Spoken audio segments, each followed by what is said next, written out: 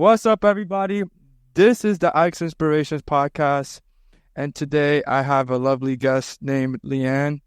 Lianne is a strong advocate for domestic violence, and she's also the creator of the podcast Watch Us Thrive. I believe Lianne has an interesting story to share about domestic violence, and I would love to hear about that. So, Lianne, can you please do us the favor of introducing us to the audience and just giving a brief story of who you are and why domestic violence is so important to you? Yeah, thank you so much for having me. I'm super, super excited to be here. Hi, everyone. My name is Lianne Torres.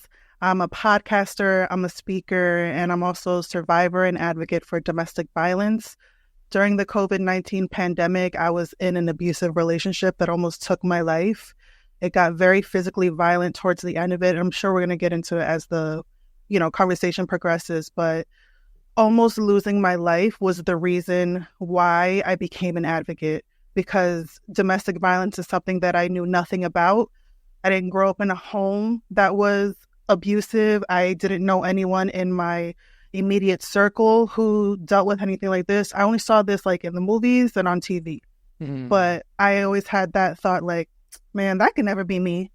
I was very naive when it came to being in an abusive relationship, and it didn't really hit me until I experienced it myself. And again, almost losing my life in the process of going through what I went through. I truly believe that I survived that relationship for a reason. And it was really like my rebirth. It was really an opportunity for me to get to know myself on a level that I never knew before. But yeah, this is, I advocate so strongly for this because I've been able to turn something that was so ugly, so painful, that I was completely broken into a beautiful movement that I'm creating with my podcast, with the conversations that I'm having. I'm just creating this really strong community of other survivors, not just of domestic violence, but we all got trauma, right? We all have things that we're dealing with, that we've dealt with, and I'm bringing it to the forefront. I'm letting other people know that despite what you've gone through, it does not need to be the be-all, end-all. You don't need to continue living in this world of like, oh, woe is me, I'm a victim. Yeah, what I went through sucked, and I wish I didn't go through what I went through, but what am I going to do about it now? And that's why I'm here to, put these uncomfortable conversations in people's faces to start a conversation around this, and hopefully it can affect at least one person who can see a part of me in their own story, in their own life. Maybe that can, change their life, save their life, start the conversation. So that's what I'm here. I'm trying to change lives one conversation at a time. That's what I like. I love it. Yeah. And yeah. I'm likewise, we're on a similar path on that. So if one person could come out of this and be like, wow, I really see myself in Lianne. And she gave so much great information and her story really resonates with me, then we did our job. Yeah. So, hearing you talk about your experience with domestic violence it's very interesting to me because, it seems like you were able to turn pain into purpose. And I really find that relationship between pain and purpose very interesting. So I would like to dive deeper into your story. How did you find yourself in the relationship? And what exactly about it was so painful? Yeah. So the woman that I am today compared to the woman that I was when I was in that relationship are two completely different people. I want to preface the conversation by saying that I had no idea who Lianne was on her own back in 2020 when I met my ex. I was someone who very much had just bad relationship after bad relationship, very toxic, very codependent relationships. I was the type of person who hated being alone. So I was just going to stay with someone instead of suffering by myself. That's the mentality that the old Lianne had, right? And I say that because I know a lot of people can relate to that, especially women. right? We're nurturers. We put up with shit that we really shouldn't, but it's better off than being alone. That's the mindset that I had, right? So I was in a very low vibrational place within myself when I met my ex, and I met him on a dating app. And at first the relationship was beautiful. I don't want to, make it seem like the first day that I met him, it was horrible, because it wasn't. And that's not how a lot of these abusive relationships start off as. There was a lot of, me feeling like I finally found the one. I felt like I finally found my forever partner after dealing with, shitty relationship, toxic situationship. Just you think of it, I've been through it, right? And when I found him, I was like, oh my God, this is finally it. Like it's finally my turn. That's the mindset that I had. But I didn't know this person, and I didn't take the time to really build a solid foundation with him. It progressed very quickly.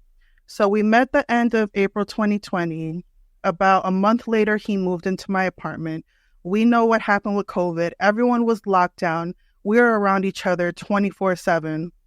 And, he could only pretend to be the person that he was pretending to be for so long. And after a while, the mask that I say that he was wearing, it slowly started to wear down. Like he slowly started to take it off and was getting comfortable. And then the relationship started to, once the honeymoon phase dissipated, that I like to say, like it slowly started off with him getting a little bit angrier, a little bit quicker with me, raising his voice before like he never did. Cursing at me, calling me names. Like it was very much a verbally abusive relationship in the beginning. And it wasn't until towards the end of the relationship where the physical abuse started. And there was a lot of lying and cheating throughout the entire relationship that I didn't know about. But he was really manipulative. Like that's the word that I like to describe this type of person, because when I interview other survivors of domestic violence and they talk about what they've been through, it's like, these people, the ones who are doing the abuse, they're all the same type of person. They're all cheating, they're all lying, they're all manipulating, they're all doing all these things to slowly break down your self-esteem and slowly make you be more attached to them. And that's how the relationship was until towards the end, when it got physically abusive. And I talk about it in full detail on my podcast if anyone wants to listen to the full story, because we'll be here forever if I talk about it. It's episode 12. We can link it in the show notes for you guys. But it got to the point that he almost killed me. I'm going to just say it flat out. March 12th, 2021 was the night that he almost killed me. And that's the night that I escaped. Literally, I escaped my apartment after dealing with hours of him just doing horrible things to me. Whatever your imagination, that's what happened. And when I escaped from him, I went to one of my best friend's apartment, and it was like 1:00 in the morning, banging on her door like I'm the police. And that was the first time that I told someone what was going on. So when I was in this relationship, nobody knew that it was abusive. Nobody knew that he was treating me like shit. Nobody knew that he was cheating on me. Like it was very kept behind closed doors. Like I wasn't going to tell anyone. And it took for me to almost lose my life when I first told someone what was going on. And that's what really started the process of me like healing and doing all the work. I'm sure we're going to get into that. But yeah, it was not a good relationship, to say the least. Wow. Yeah. I'm sorry that you had to go through that. Thank you. It's very sad to hear. And honestly, I don't know where such men develop such toxic behaviors. That I don't understand it, to be honest. But it's unfortunate that a lot of women have these stories. And honestly, as a man, I don't think a lot of people are privy to it. I'll be honest, I wasn't really privy to stories like this until I met my ex, and she just kind of told me about how she dated a bunch of men who were manipulative and narcissistic. And I started to see how much it became a reality in women that often goes unaddressed. So I think it's very interesting, and I'm curious to learn, like, because you went through so much, almost to the point of death, and I'm sure that's kind of started the beginning of your transformation and healing, like you said. One of my questions to you is, what has being in this relationship taught you about yourself? Oh man, I love that question because, I've had other people ask me, are you grateful for what you went through? Like, and the first time someone asked me that, I remember I immediately said yes, like without even thinking about it. And I was like, wait a minute. Like afterwards, I was like, wait, did I really just say that? But, it might sound crazy to someone who hasn't gone through what I went through or know someone who's gone through something similar. But honestly, me going through that relationship taught me that I did not have a relationship with myself. Like me going through what I went through and doing a lot of the healing work that comes after that I'm still on. This is a lifelong journey, right? This is something that I'm going to be healing from for the rest of my life. I'm never ever going to say that I'm quote unquote healed because life is always lifing and things are always happening. But I have been able to build such a solid relationship with myself that I've never been able to do before. And for that, I'm grateful. And if I hadn't gone through what I went through in that relationship, I wouldn't have started my podcast. I wouldn't be sitting here talking to you today. Yes. I wouldn't be advocating and creating a beautiful community of other survivors to come together and share our stories. Like, this wouldn't be. So for that, I'm absolutely 1000% grateful for it because I'm learning so much about myself by myself. And I never was able to do that before. I never wanted to do that before because I was so afraid of that. So yeah, it's taught me a lot. It's still teaching me a lot. Yeah, and it's interesting to say because it seems like a lot of this, some of the source of some of this issue, was a fear of being alone. And when I come across women, I see that to be a common theme. What do you think it is for women that that fear of being alone or being single that kind of keeps them in a situation that's unhealthy, because I don't honestly, for myself, it tends to be the opposite. I actually love being alone, and I'm trying to do a better job of acclimating myself to the relationship so that it doesn't feel like I'm pushing her off. But then I know a lot of women have the other thing. So why do you think it's hard for women to be alone, and how can they feel more comfortable being in their own skin and loving themselves? Honestly, I'm not going to speak for everyone, but I really think, my personal opinion, the patriarchy and the way that society is set up, like from birth, we are told like, you need to get married, you need to have kids, you need to do this. Like we are instilled with that from the beginning. And if, you're a 40-something, 50-something-year-old woman and you're single, people are like, but why? What happened? Like that in and of itself, that's a whole conversation that people don't want to have, but that's the truth. Like we women are brought up that like you have to be the woman in the house, taking care of the kids, doing all this shit. That's a big reason. But for me personally, why I hated being alone is because I was very self-conscious about myself. I dealt with bullying as a kid. I wasn't the most popular. I'm the second child of two, so I definitely had second child syndrome, and just always looking for validation in other people when I really needed to find that within myself. And that's why I stayed in a lot of these really toxic relationships, because I was looking for that love and that affection and attention in somebody else, and neglecting the relationship that, I did not have a relationship with myself at all. I'm going to be so honest with you guys. But, for me, it was something that really had to shake me to my core, like almost losing my life, in order for me to really appreciate my life and really want to do something different. I feel like for the majority of my adult life, I've very much been someone who's just like on cruise control, just good with just being, just really existing and not really wanting more or doing more. And I feel like with this whole situation that I went through, my purpose was born. Like I found my reason for living in what I went through. And I knew that I really had to start working on me for the first time in my life. I'm 35. I'm going to be 36 in a couple of months. Okay. And this happened when I was 32. So it's been a little over 3 years of being in that relationship. But yeah, like it really, it's made me grow the relationship that I have with myself. And I think that's something that so many of us, especially as women, don't know how to do. And I feel like everyone's timeline is different and everyone has their sort of like come to Jesus moment.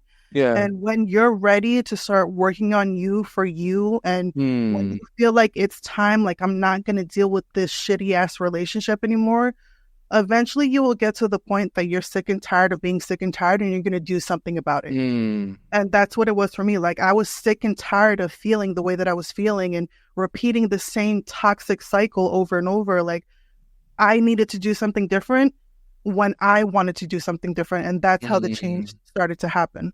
Wow. Yeah, that's incredibly inspiring. I think, I'm curious to learn like what the healing process looks like for you, because it's, it says this has happened 3 years ago, and I'm only going to speak from a man perspective who's just curious to try to understand women on a better level.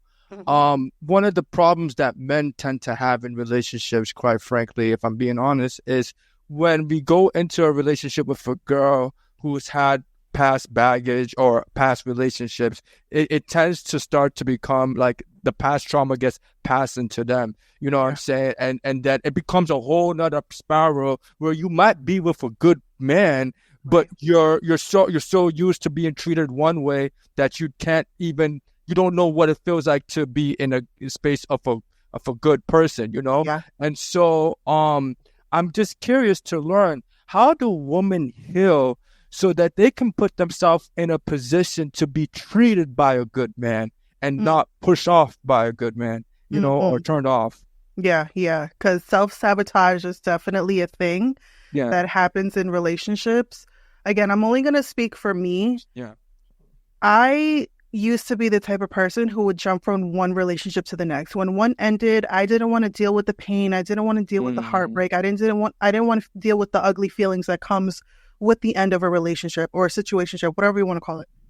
So to numb that, I was just like, you know what, let me get back on the apps and let me find somebody else. And that's a cycle that I repeated over and over and over up until this last relationship. I have been single. I have been celibate. I have been not dealing with anyone for the past 3 years after this happened because I've been so focused on working on me. And I think that is something that a lot of us, whether you're a man or a woman too, y'all need to just pump the brakes, and just heal for a second, like grieve, feel those ugly feelings, sit in that shitty feeling that you're feeling, right? Like going through a breakup, going through a heartbreak, it feels like you're grieving a death, right?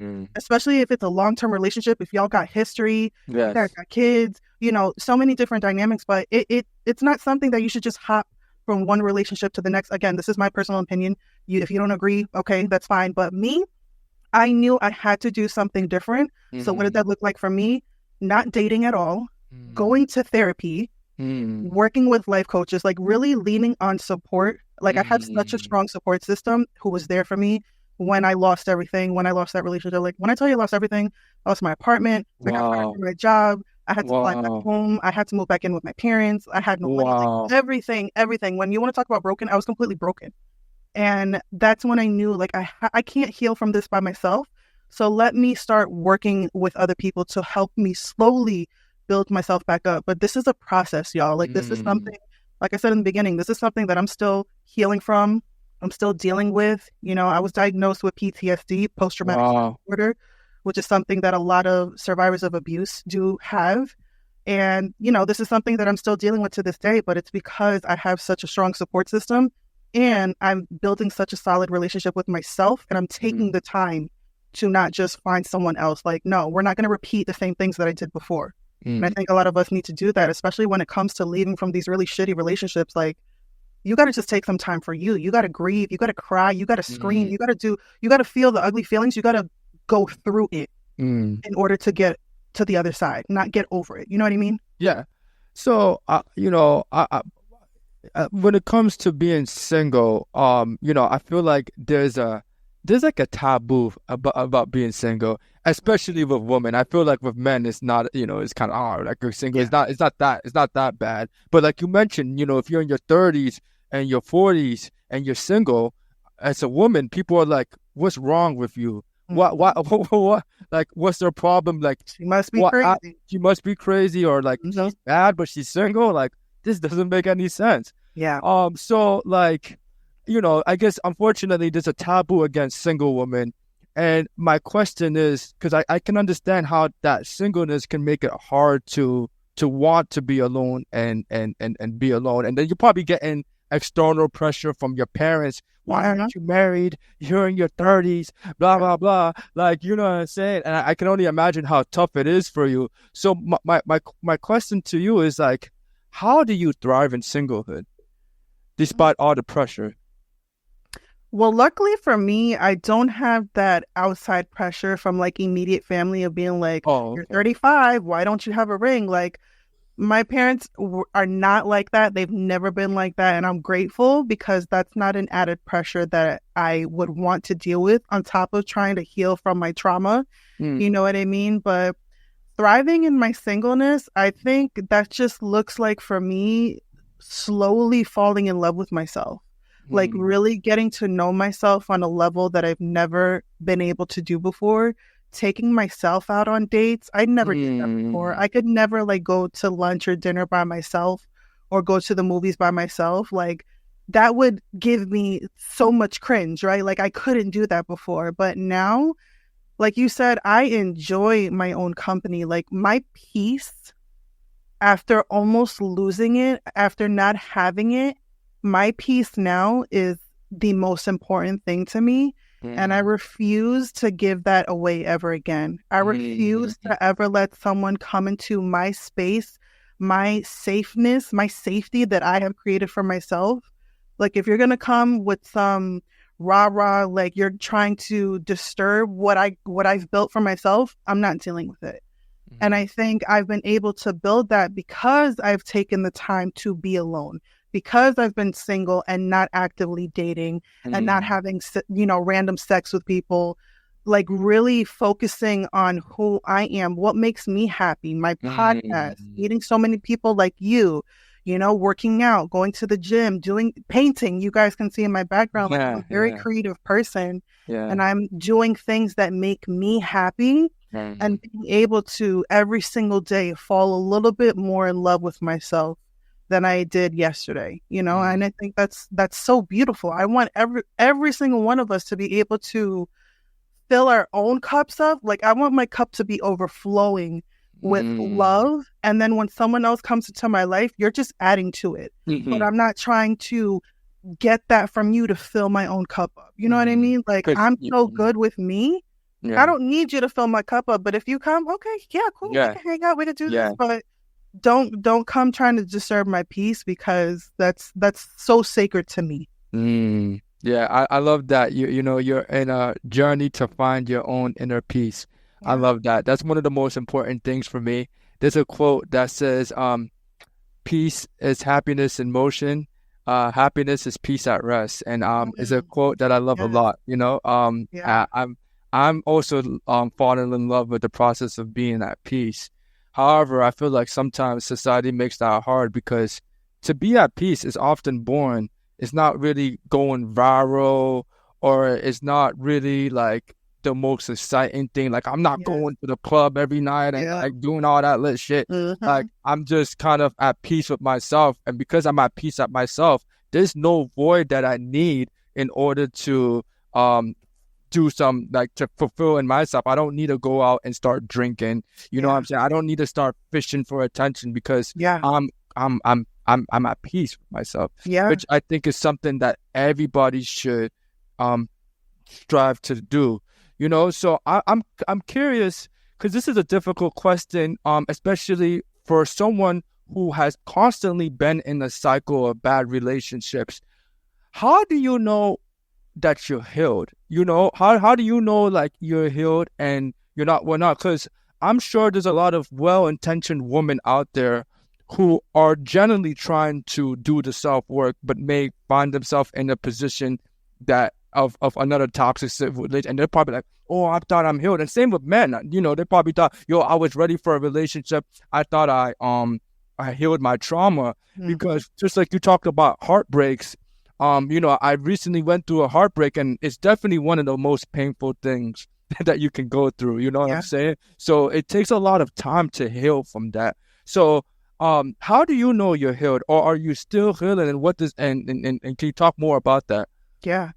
I will never say that I'm healed. I think anyone who says that, like, oh yeah, I'm healed, I'm good, I'm living my best life, you're full of shit, because life is always throwing things at you. Traumas are going to be with you forever. Like, this trauma is going to stay with me for the rest of my life. Am I able to manage it better than, say, a month after leaving? 1000%. But I'm always going to have to deal with this little monster that lives inside of me. But I'm able to deal with it in a better way than I did before. And I'm very self-aware that there is only so much healing that one can do on their own, especially when it comes to like being in a toxic and abusive relationship. Once I do decide to put myself back out there and date and find someone, I know I'm going to be triggered. I know that things are going to come up for me. I know that I'm going to have to work on healing that with the right person, right? I'm very self-aware of that. But I think what I've been able to learn when we're talking about like romantically, right? Getting back out there, I'm able to have better standards when it comes to the type of men that I am attracted to. My ex-boyfriend that I met, we were not compatible at all. And he was just not a good person at all. We were very different. There were so many red flags in the beginning in that relationship that I chose to ignore. Now, if I were to meet someone like him, it wouldn't even get to the point of us ever interacting in any sort of romantic way because I've built standards for myself. I'm not ignoring the red flags that I saw in the beginning. If I feel like something is not right, I'm going to listen to that feeling instead of ignoring it like I used to. So I think that's when you're able to see, like, you're not healed, but you're healing because your standards have changed. The way that you approach the world is different, like you have this sort of confidence that you've built within yourself to know, I don't need to stay with someone who treats me like shit because I love myself enough to be like, I'm not dealing with this. Like the first time someone is to say I meet a man and he raises his voice at me, that's going to be the first and last time that you're ever going to do that to me. Compared to when I was in other relationships that we would just yell at each other back and forth, call each other names, doing all of this toxic shit to each other. The woman that I am now, I'm not tolerating that because I know better and I have a better relationship with me that I know I deserve better than that. So I think that's how, especially as women, that's when you'll know that you're healing. I wouldn't say you're healed, but you're definitely in the right direction because the way that you're living your life is completely different and it's in a positive direction. It's so easy. You talked about before, like, it's so easy to go the opposite way and to numb out with the drinking and the partying and the smoking and, promiscuous, being all like out in these streets. It's easy to do that, right? But that's such a temporary, that's like putting a Band-Aid on an infected wound and just ignoring the problem, and I'm not trying to live my life like that anymore because I've done that. I've been that toxic person. I'll definitely say that I was a toxic person myself, right? But I got sick and tired of feeling that way, and that's when the change happened, and it's still happening. There's days that, my mental health is not the greatest. I suffer from anxiety, I suffer from depression, and I suffer from PTSD. So there's a lot going on in this mind, right? But I'm able to pull myself out of the dark moments quicker than before. And that's because I've taken the time to work on myself. And I know, easier said than done. Every single day is not rainbows and butterflies, but I'm proud as fuck of the woman that I'm sorry, am I allowed to curse? No, that's okay. Yeah, okay, that's fine. I'm sorry, the passion is coming out, but it's just like, I'm just so proud of who I am because it's completely different of who I was, So, yeah. It's a journey for sure. And, you mentioned like, you saw a lot of red flags and, despite your intuition and your feeling saying this isn't right, you chose to continue that. And and it seems like that seems to be a common issues in relationships, where you see red flags and that he or she might have done something really fucked up, but you forgive it and then it kind of continues and you forgive it and you just keep on pushing. Oh, it definitely continues. Because who that it's part of who that person is. So you know what I'm saying? They reveal themselves to you. And they do that. So I have two questions to you. In your relationship, what were the red flags that were like, man, like, I don't know what I was doing with this crap. And two, why did you feel the need to ignore that feeling? Like that was telling you like, this isn't right.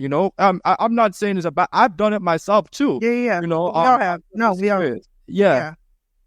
So one of the very first red flags, and y'all are going to be like, bitch, are you serious? Well, one of the red flags was like, I want to say maybe 2-3 days after I met him, he has the word psycho tattooed on his forehead. Yes, psycho. Wow. Psycho. And when I first saw that, I was like, does that really say what I think it says? Wow. But I was so attracted to him. He was like the finest man that I've ever came across. Again, like I said before, I was very, very self-conscious and I didn't feel like I deserved to be with someone who looked so good to me. And I didn't want to let that go. So I was just like, you know what? Yeah, he got the word psycho tattooed on his forehead, but it's okay. That ain't got nothing to do with me, right? So that's just one of them. You're being honest. Yeah. Yeah, I'm being totally, totally transparent. I mean, that's just the person that I am, right? That's how I've been able to build my community of just being real. But that was one that, like, looking back now, it's like, girl, what were you thinking? And another one was, he told me that he was a part of a gang. And that was just like, well, that ain't got nothing to do with me. That's his past. He's not that person anymore. Looking now, like, sis, you never grew up around that. Our lifestyles, our upbringings were completely different. Like I said before, we were not compatible at all, right? But again, there was such a lack that I felt within me that I chose to ignore it. And I say that because it's important I feel for me, it's really important for me to take some sort of accountability on what I chose to deal with. That's not taking responsibility for what he chose to do to me, because that's everything on him and that's nothing on me. But I chose to stay in this relationship after he put his hands on me the first time. Like, the first time that happened, that should have been the last time, but it wasn't. Right. And that, unfortunately, that is something that's very common in these types of relationships. It's something that, the average number of times that a victim of domestic violence will stay in the relationship, stay and leave, is 7. That's the average number of times until they actually leave for good. But, like I said, there was just such a lack that I felt within me that I was just like, I'm just going to ride this out because I'm used to this.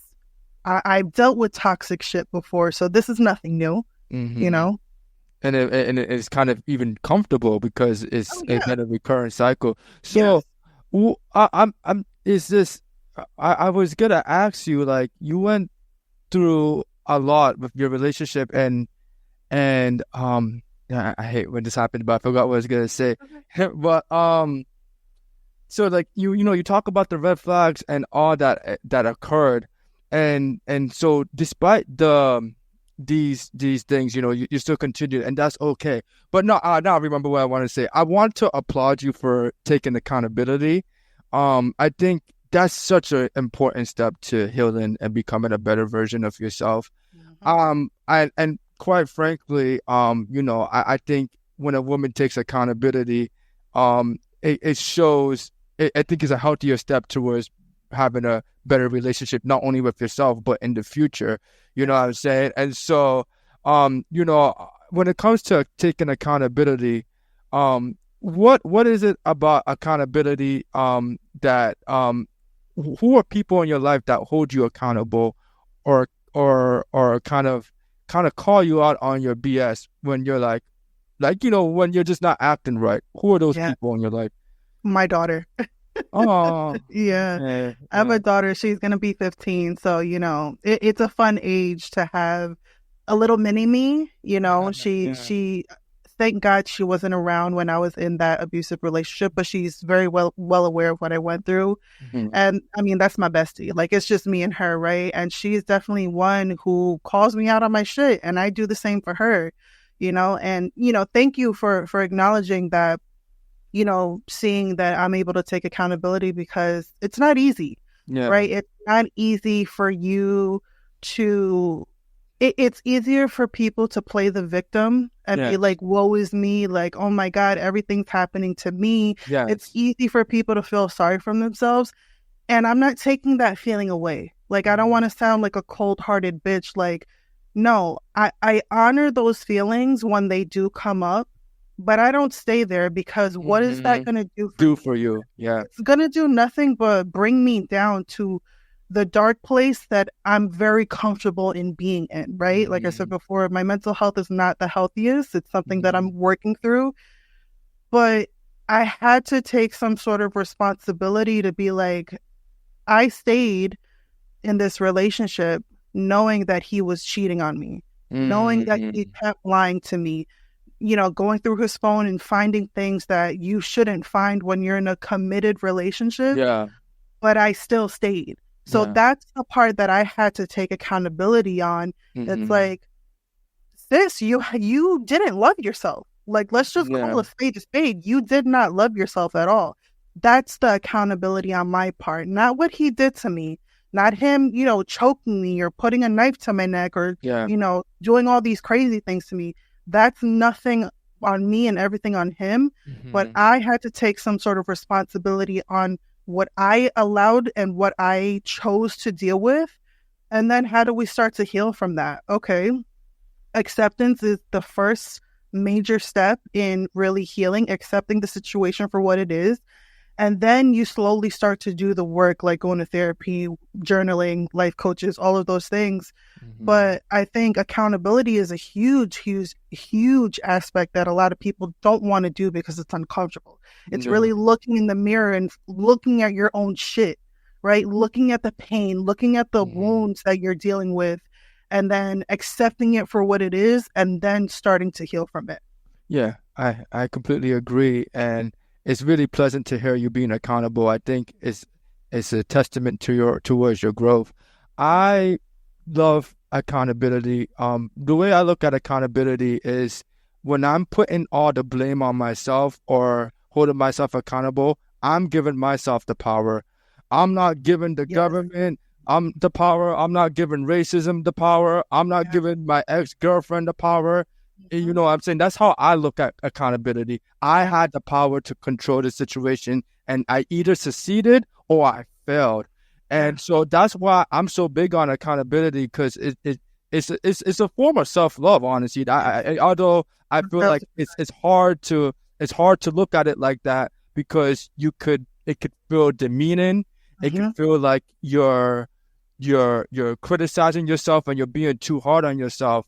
But when you can look at things from a bird's eye view and just acknowledge your role in whatever the situation, good or bad, I think it allows you to learn from that situation. And So it's important on how you talk to yourself about it too. yes. Like it's easy for you to like be your biggest hater and criticize yourself and oh, you're so fucking stupid for staying. You got to think about the way that you're talking to yourself and show compassion and grace and love on yourself. It'd be like, I'm so sorry that you experienced that. Like that's the shift that can really start healing. Like not letting go of the blame, letting go of the shame and the guilt and be like, baby girl, I'm so sorry. And I love you so much that I'm going to protect you from this moment on. You know what I mean? So yeah, vocabulary is huge. Hey, I'm glad you mentioned the tone. That's actually very important. The tone. Are you speaking harshly about yourself? Because one of the things I is how you speak to yourself is how you speak to the world. You know what I'm saying? Is this a subconscious thing? You know, if you're very gentle and tender with how you speak to yourself, it's going to show on other people. But if you're very critical of yourself, it will also show. And if I'm being honest, like if I had to hold myself accountable in relationships, because I'm so self-critical of myself, I tend to critique women if I see something that they're not doing. And I've noticed that could cause problems and maybe exacerbate their insecurity. So, you know, from my past relationship, I've kind of learned to be more critical in a way that isn't hurtful and more loving and gentle.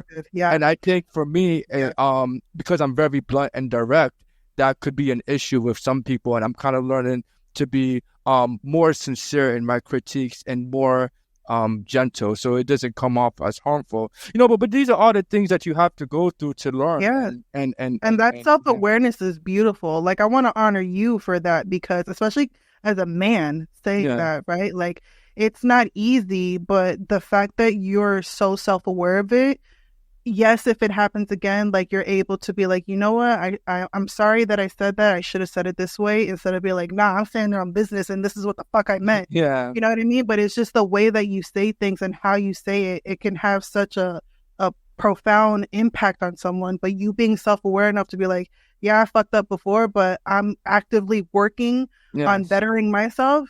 Kudos to you, you know? Yes. And I think all of us, we're all a work in progress. Yes. None of us are perfect. We're humans. We're going to fuck up. We're going to make mistakes. We're going to do things. We're going to say things that we shouldn't. But, you know, it's not repeating it over and over and over. Yeah. You know, that's when it becomes like, okay, now you're just doing this because you're an asshole, because this is who you are, you know? Yeah. Which is why the ability to forgive people is incredibly important. And again, you have to learn how to forgive yourself so you can learn how to forgive others. And sometimes, I'm sure, you know, quite frankly, there was probably moments where you've probably felt really stupid for being in this relationship, and you're probably hard on yourself. Yeah. So I'm curious, how do you learn to forgive yourself and help and allow yourself to forgive others? And have you forgiven your ex? I'm so glad you brought this up, because in December of 2023, was it last year or maybe 2022? Me and my daughter, we were alone for Christmas. My parents were away, and I wanted to do something for me and for me and my daughter. So what I had her and me do is to write a letter of forgiveness to all the men in our lives that hurt us. Oh, wow. Yes. And mine was like 7 pages long. I literally typed out every single feeling that I felt. It was such a release. And then we read the letters to each other, me and my daughter. We were crying, you know, all of this stuff. Oh. But then what was so therapeutic was burning the letter afterwards. Oh, wow. At our place in my house. So me and her, we played some relaxing music. We set the intention. And we burned the letter, and just to be able to have that really symbolize letting go of the feelings that I was feeling, and being able to forgive for what I went through, and just be like, I'm closing this chapter. I'm not dealing with it anymore. I've said everything that I had to say. Like, that's actually an exercise that one of my life coaches recommended for me to do. I also wrote a letter of forgiveness to myself. And then she had me read the letter while I was looking in the mirror. You want to talk about crying and, you know, oh my God. And again, I burned that letter afterwards. So that's something that I recommend for everyone to do. I don't think you need to forgive that person in order for you to reach levels of healing. You need to forgive yourself for what it is that you went through, what it is that you tolerated, how you were in that relationship, how you played a role in that relationship. Like, it's all about self-love. It's all about, like we said before, being gentle with yourself. I'm so sorry that you went through this. And I'm telling you, y'all, if you write that out, journaling is such a powerful exercise for a lot of us to do when it comes to healing. If and when you get to the point that you're ready to write a letter of forgiveness to yourself, look in the mirror, read that out loud, and then burn it or shred it or get rid of it. You want that to symbolize like you letting go, right? So yeah. That was an exercise that that was powerful. And I appreciate you, Lianne, for sharing your vulnerabilities, for sharing your story, and just sharing all the things that you've done to heal and to become a better woman. Like we said in the beginning, if one person watching this podcast resonated deeply with this and felt inspired by your story, then we did our job.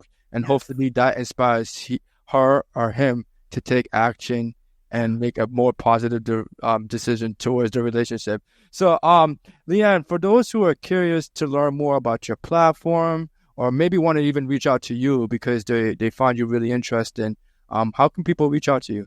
Yes, thank you again so much for allowing me to share my story. I really hope someone can see a little bit of themselves in my story and let that spark something in you to start loving on you.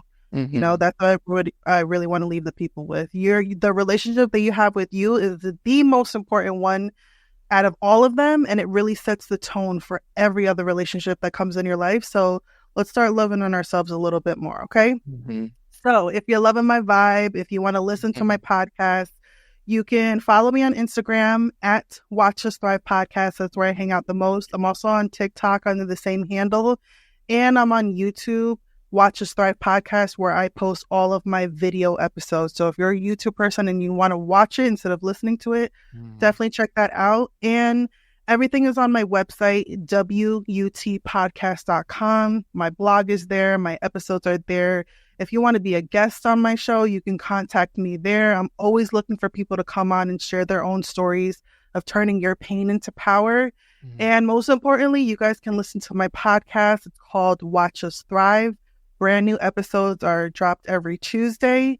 And yeah, man, I'm just trying, like I said in the beginning, I'm trying to change the world one conversation at a time. And I just appreciate you so much, Ike, for us being able to sit down and have this conversation. This right here is so healing for me. Thank you. For you, and I'm sure it's going to help someone out there. So thank you. Continue what you're doing, because I love to see men, and especially men of color, having these types of conversations, not just like the, fucking Andrew Tate red pill bullshit that is out there. Like, we're having really deep, meaningful conversations, and I just applaud you for what you're doing. So well, one of the problems I think with relationships, to be honest, and it's kind of hard, is that men stick with a bunch of men and lack the perspective of women, and then women hang out with a bunch of women and lack the perspective of what a man wants. And so I think to kind of normalize conversation between both men and women kind of allows us to get to like a equal balance, so we can have a greater understanding of what each other needs, Yeah. So thank you, Lianne, and I wish you best of luck with your podcast, and thank you for coming on. Thank you for having me. Yeah.